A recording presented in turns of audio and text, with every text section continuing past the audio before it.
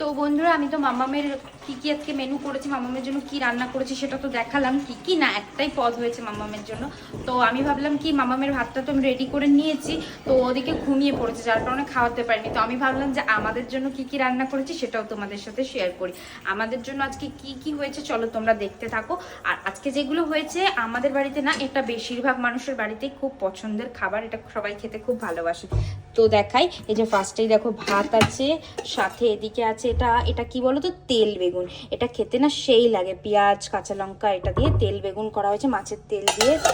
আর সাথে আছে, দাঁড়াও এক সেকেন্ড, এই দেখো মাছের ডিমের বড়া আছে, দেখো একদম লাল লাল করে মুচমুচে করে ভাজা। আর এদিকে আছে ফুলকপি আলু দিয়ে কাতলা মাছের ঝোল, দেখো কালারটাও খুব সুন্দর এসছে। তো বলো আর দুপুরে আর কি চাই, এটা দিয়েই তো ভাতটা জমে যাবে।